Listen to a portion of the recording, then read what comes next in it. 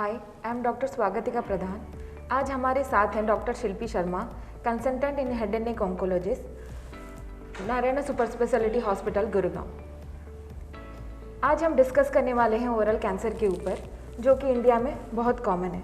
So ma'am, मेरा पहला सवाल ये है कि ओरल कैंसर होता क्या है? Oral cancer, oral cavity cancer और माउथ कैंसर ये सब मुंह के कैंसर की कैटेगरी में आते हैं।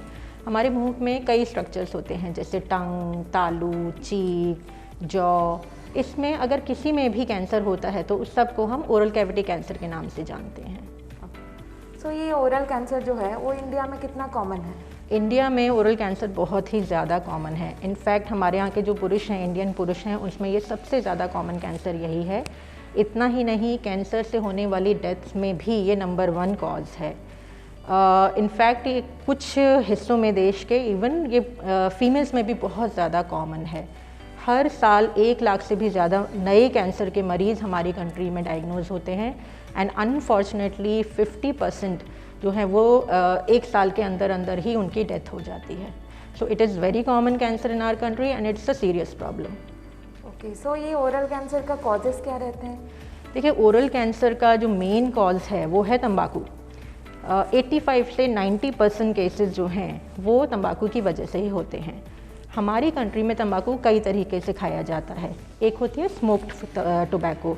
उसमें क्या करते हैं कि इसको स्मोकिंग के फॉर्म में लेते हैं, जैसे आपका हो गया सिगरेट, बीड़ी, हुक्का, सिगार, ठीक है। सेकंड चीज़ होती है च्यूड टोबैको। उसमें हम तंबाकू को स्मोक नहीं करते हैं लेकिन उसको चबा के खाते हैं, जैसे पान मसाला, गुटखा। तो इसमें जब हम चबा के खाते हैं तो इसमें से जो जूस निकलता है उसमें कार्सिनोजेंस रहते हैं और वो सबसे ज़्यादा मेन इंपॉर्टेंट कॉज है ओरल कैविटी कैंसर के लिए।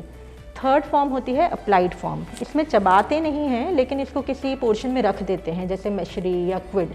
ये भी ओरल कैंसर करता है। सेकेंड इंपॉर्टेंट कॉज है अल्कोहल यानी शराब का सेवन। एक कैटेगरी होती है फ्लोर ऑफ माउथ कैंसर, जो टंग और जॉ के बीच में एक हिस्सा होता है उसको फ्लोर ऑफ माउथ कहते हैं। तो जब कोई शराब पीता है तो वो थोड़े से जो कार्सिनोजेंस हैं उस गटर में, फ्लोर ऑफ माउथ में इकट्ठे हो जाते हैं और वो ओरल कैंसर करते हैं। इसके अलावा किसी किसी में इवन शार्प टूथ या ill fitting denture, specially elderly में देखा गया है कि उसमें कोई तंबाकू की हिस्ट्री नहीं होती है लेकिन कोई शार्प टूथ होता है जो कांस्टेंट ट्रॉमा करता रहता है, वो भी कैंसर में कन्वर्ट हो सकता है। पुअर ओरोडेंटल हाइजीन या ख़राब तरह की डाइट लेना, जो अनहेल्दी डाइट है, वो भी कैंसर से रिलेटेड हैं। And lastly, though it is not very common in our country, लेकिन HPV infection even that can cause oral cavity cancer. So ये ओरल कैंसर का साइन एंड सिम्टम क्या होता है? देखिए, जो मेन साइन एंड सिम्टम्स रहते हैं ओरल कैविटी से रिलेटेड वो होता है छाले का होना। अगर किसी के मुंह में कोई छाला है जो ठीक नहीं हो रहा है 3 से 4 हफ्ते के बाद भी, तो उसको नज़रअंदाज नहीं करना चाहिए। इसके अलावा अगर कोई भी इरेगुलरिटी है या कोई गांठ है मुंह के अंदर जो स्पेशली अगर ब्लीडिंग करती है, वो भी कैंसर का एक सिम्टम हो सकता है। जो लोग तंबाकू खाते हैं या गुटखा लेते हैं उसमें एक वाइट कलर का या रेड कलर का पैच बन सकता है, जिसको हम ल्यूकोप्लेकिया या एरिथ्रोप्लेकिया कहते हैं। वो भी ओरल कैंसर की शुरुआत हो सकती है। इसके अलावा जब एडवांस केसेस में पहुंच जाता है तो जैसे टंग का कैंसर हुआ, वो टंग के मूवमेंट को अफेक्ट करता है, तो आवाज़ चेंज हो सकती है, खाने पीने में तकलीफ़ हो सकती है। अगर कैंसर इतना बड़ा है कि वो आसपास की नर्व्स को प्रेस कर रहा है तो इवन पेन भी हो सकता है। बिसाइड्स दैट, अगर जॉ का कैंसर है तो इवन अगर सपोज़ आपका कोई दांत है जो अचानक गिर रहा है, या जो लोग डेंचर्स लगाते हैं उनका डेंचर्स का साइज़ बहुत जल्दी जल्दी चेंज हो रहा है, ये भी एक कैंसर का साइन हो सकता है। एंड लास्टली, जब स्टेज बढ़ जाती है और कैंसर मुंह से निकल के गर्दन में आ जाता है तो ये गर्दन में स्वेलिंग या लंप की तरह से भी प्रेजेंट कर सकता है। सो ये सारे जो साइन एंड सिम्टम अगर किसी को होते हैं तो आप फिर कैसे मैनेज करते हैं? सो अगर हमारे पास कोई पेशेंट आता है जिसको इस तरह के साइन सिम्टम्स हैं, इनमें से कुछ भी है, बेस्ड ऑन एक्सपीरियंस काफ़ी टाइम पे हम पता कर लेते हैं कि ये कैंसर की वजह से है या नहीं है, लेकिन फिर भी हम इसको हमेशा कंफर्म करते हैं और इसकी डायग्नोसिस बनाते हैं। तो उसमें हम क्या करते हैं, एक छोटा सा टुकड़ा लेते हैं जिसको हम बायोप्सी कहते हैं। बहुत ही सिंपल टेस्ट है, कोई ज़्यादा तकलीफ़ भी नहीं होती है और 2-3 दिन में इसकी रिपोर्ट भी आ जाती है। उसमें हमें कंफर्म हो जाता है कि कैंसर है या नहीं, और अगर कैंसर है तो किस टाइप का कैंसर है। फिर एक बार कैंसर डिसाइड हो गया, फिर हम उसकी इमेजिंग कराते हैं। इमेजिंग में सीटी स्कैन, पेट सीटी या एमआरआई बेस्ड ऑन केस हम डिसाइड करते हैं कि क्या इमेजिंग कराते हैं। तो फिर क्लिनिकल और इमेजिंग के हिसाब से फिर हम उसकी स्टेज निर्धारित करते हैं, वेदर वो स्टेज 1, 2, 3 या 4 में से किस कैटेगरी में आता है। ये ओरल कैंसर का डायग्नोसिस करने के बाद इसका ट्रीटमेंट प्लान क्या होता है? इससे ट्रीटमेंट डिपेंड करता है कि पेशेंट कौन सी स्टेज में है। जैसे मैंने अभी बोला कि कैंसर की 4 स्टेजेस होती हैं। 1 और 2 हम अर्ली स्टेज बोलते हैं और स्टेज 3 और 4 एडवांस स्टेजेस में आता है। कोई भी cancer, oral cancer and specially even for this is true for any other cancer, early stage cancer में हम सिंगल मोडालिटी ट्रीटमेंट यूज़ करते हैं। और अगर कैंसर एडवांस है, स्टेज 3 या 4 में आता है, तो यूजली मल्टी मोडालिटी ट्रीटमेंट जो है वो यूज़ किया जाता है। अब कोई भी हो मोडालिटी, बेसिकली 3 मोडालिटीज़ हैं जो कि कैंसर में यूज़ होती हैं। एक होती है सर्जरी, एक होती है रेडिएशन थेरेपी और एक होती है कीमोथेरेपी, और एक फोर्थ एक ब्रांच है इम्यूनोथेरेपी, जो ओरल कैंसर में बहुत ही कम केसेस सेलेक्टिव में यूज़ की जाती है, स्पेशली एडवांस केसेस में जब हम ज़्यादा कुछ नहीं कर सकते हैं। For oral cavity cancer surgery is very important modality of treatment, क्योंकि अगर कोई अर्ली स्टेज कैंसर के साथ आता है तो 90% केसेस में केवल सर्जरी काफ़ी होती है। बहुत ही सिलेक्टेड कुछ केसेस में हम ब्रेकीथेरेपी यूज़ कर सकते हैं, जो कि एक रेडिएशन थेरेपी की ही फॉर्म है। For early stage cancer surgery is enough, लेकिन अगर एडवांस केस होता है तो हमें सर्जरी के साथ साथ एडिशनली रेडियोथेरेपी भी जो है साथ में देनी पड़ती है। कभी कभी अगर बहुत ज़्यादा एडवांस होता है और रेडिएशन थेरेपी के बाद भी हमें लगता है कि वो इनफ नहीं है, तो कुछ स्पेसिफिक इंडिकेशंस होते हैं जिसमें हम सर्जरी करते हैं, फिर रेडिएशन थेरेपी के साथ में कीमोथेरेपी देते हैं। अगर मान लीजिए किसी को सर्जरी करना पड़ा, ये जो ओरल कैंसर का सर्जरीज होती है, क्या ये माइनर सर्जरीज होती है या मेजर सर्जरी होती है? क्योंकि ज़्यादातर लोग जब आते हैं तब घबराते हैं सर्जरी से। बहुत ही इम्पॉर्टेंट सवाल है। इनफैक्ट सर्जरी के डर की वजह से बहुत सारे पेशेंट्स जो है वो ट्रीटमेंट भी नहीं स्टार्ट करते। तो बेसिकली अर्ली माइनर सर्जरी है या मेजर, डिपेंड्स कि आप कहाँ का कैंसर है और आपकी क्या स्टेज है। जैसे सपोज़ लिप है या टंग है या आपका चीक है जिसमें जस्ट शुरुआत ही हुई है, 2 सेंटीमीटर से छोटा लीजन है, तो उसमें हम क्या करते हैं कि सिर्फ उसको निकाल देते हैं, गर्दन का एक सिंपल नेक डिसेक्शन करते हैं। रिकवरी बहुत अच्छी होती है, आपके खाने पीने में और बात करने की जो रिज्यूम करने की जो टाइम होता है वो बहुत जल्दी होता है। तो इसको वी कैन से मोर और less it's kind of a minor surgery. लेकिन सपोज़ अगर स्टेज बड़ी है, अगर मान लीजिए पूरा का पूरा टंग इन्वॉल्वमेंट है या कोई जॉ में अंदर हड्डी में गया हुआ है, हमको पूरा का पूरा हड्डी निकालना पड़ता है, तो definitely it becomes a major surgery. But good thing is कि even if it is major surgeries we have excellent reconstruction options available.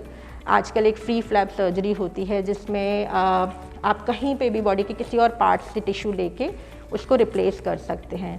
For example हमारे पास पेशेंट्स आते हैं जॉ कैंसर के, और जब हम उन्हें बताते हैं कि वो पूरा सड़ गई है हड्डी, हमें निकालना पड़ेगा, तो वो घबरा जाते हैं कि कैसे आगे का काम चलेगा।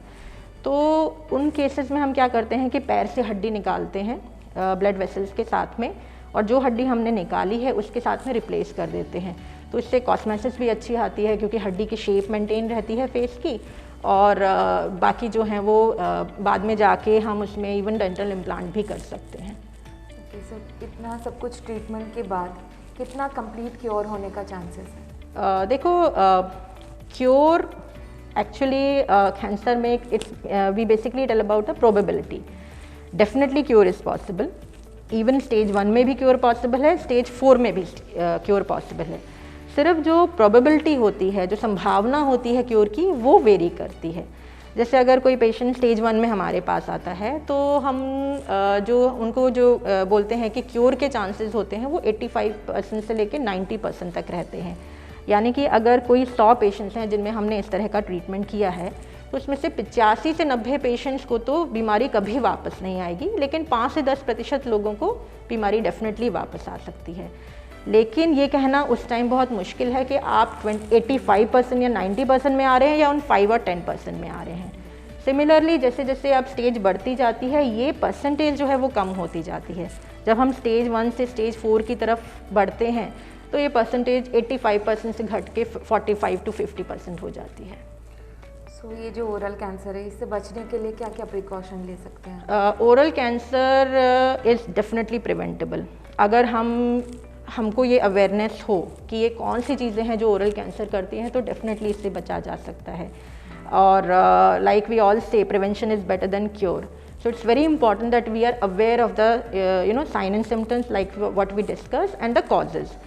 So as we discuss, oral cavity में 85% जो cause है वो है आपका तंबाकू का सेवन, और बाकी का 5% हो गया वो अल्कोहल से रिलेटेड हो गया। So if you just stop or you don't start alcohol and tobacco, then 85 to 90% तो वैसे भी हमारी प्रॉब्लम सॉल्व हो गई। बाकी के जो 10% रहे उसमें कुछ परसेंटेज होती है शार्प टूथ की, पुअर ओरोडेंटल हाइजीन की। तो अगर आपको कहीं पे भी ऐसा लगता है कि ये हिस्सा शार्प है, कोई छाला कर रहा है, you can just get yourself check with the dentist. और अगर वो जो शार्प जो ट्रॉमा कर रहा है उसको आप घिसवा सकते हो, तो वो परसेंटेज फिर से कम हो जाती है।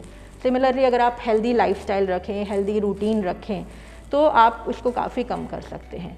बाकी 5 to 10% केसेस जिसमें कोई कॉज नहीं है, जेनेटिक ससेप्टेबिलिटी है, वो हमारे हाथ में नहीं है। So but yes, if you can reduce 90 to 95% of the oral cancer patients cancer burden, then it is very good. तो मैम, ये जो ओरल कैंसर में स्क्रीनिंग का कोई रोल है? स्क्रीनिंग का बहुत इंपॉर्टेंट रोल है ओरल कैंसर में। देखिए, स्क्रीनिंग क्या होता है? स्क्रीनिंग बेसिकली हेल्दी इंडिविजुअल्स पे की जाती है। तो स्क्रीनिंग में हम क्या करते हैं कि we try to identify patients who are at risk for development of cancer, और जिनको अगर कैंसर हो गया है उनको पता नहीं है, तो हम उनको अर्ली स्टेजेस में डिटेक्ट कर सकते हैं। एक बहुत बड़ा ट्रायल हुआ था इंडिया में, जो एक्चुअली अब तक का वर्ल्ड में सबसे बड़ा ट्रायल है। उसमें क्या किया था उन्होंने, ऑलमोस्ट 2 लाख पेशेंट्स को स्क्रीन किया था, उनको 2 में डिवाइड किया। एक ग्रुप में उन्होंने सिर्फ हेल्थ एजुकेशन की, यानी कि पेशेंट्स को बताया कि भाई अगर आपको इस तरह का छाला हो, कोई वाइट पैच हो, रेड पैच हो, या कुछ भी प्रॉब्लम हो रही है, तो आप डॉक्टर के पास आएँ, चेकअप कराएँ और ट्रीटमेंट कराएँ। दूसरे ग्रुप में उन्होंने क्या किया, हेल्थ एजुकेशन भी की, लेकिन साथ साथ उनको ट्रेंड हेल्थ वर्कर ने एग्जामिन भी किया, जिसको हम आपका स्क्रीनिंग बेसिकली डिटेक्शन कहते हैं। Eventually at the end of the study क्या रिजल्ट्स आए कि जिन लोगों को हेल्थ एजुकेशन के साथ साथ स्क्रीनिंग भी की गई, यानी कि एग्जामिन भी किया गया, उन में जो हाई रिस्क इंडिविजुअल थे, जो तंबाकू और शराब का सेवन करते थे, डेथ का जो रिस्क था वो 30% लोगों में कम था, which is very good number. लेकिन है क्या, प्रॉब्लम क्या है कि हम स्क्रीनिंग बहुत ज़्यादा वाइड उस पर नहीं कर सकते, because it is time consuming, laborious, because of our population. But what we advise कि अगर कोई हाई रिस्क है, यानी तंबाकू का सेवन करता है या शराब का सेवन करता है, तो वो खुद अपने जो है स्क्रीनिंग करा सकता है। बहुत ही सिंपल सी चीज़ है, आपको इसमें कोई बहुत फैंसी इंस्ट्रूमेंट्स नहीं चाहिए, कोई बहुत बड़ा सेटअप नहीं चाहिए। You just need a trained person who can diagnose it, and you just need a torch light. So अगर किसी को ज़रा सा भी शक है या पहले कभी सेवन किया है, तो आई वुड रिक्वेस्ट कि वो पर्सन खुद जाके अपनी स्क्रीनिंग कराए। Thank you so much ma'am for your elaborating that oral cancer topic. So ma'am, आप अपने व्यूअर्स को क्या मैसेज देना चाहते हैं? सो मैं बस यही मैसेज देना चाहूँगी कि सी ओरल कैंसर हमारी कंट्री में एक बहुत बड़ी प्रॉब्लम है, और हमारी जो इकोनॉमिक बर्डन है बहुत ज़्यादा है हमारी कंट्री में इसका, एंड इट इज़ प्रिवेंटेबल। इसका मेन कॉज है तंबाकू। अगर आप तंबाकू खाते हैं तो प्लीज़ उसे आज ही छोड़ दें। अगर आपने तंबाकू का सेवन नहीं स्टार्ट किया है तो उसे कभी स्टार्ट ना करें। Be aware of sine and symptoms, which is actually true for any cancer, so that अगर आपको ज़रा सा भी कुछ ऐसा लगता है कि कुछ एबनॉर्मेलिटी है, कुछ भी शक है, तो प्लीज़ तुरंत ही कैंसर विशेषज्ञ की सलाह लें। Because like we always say that cancer can be cured if detected early and treated on time.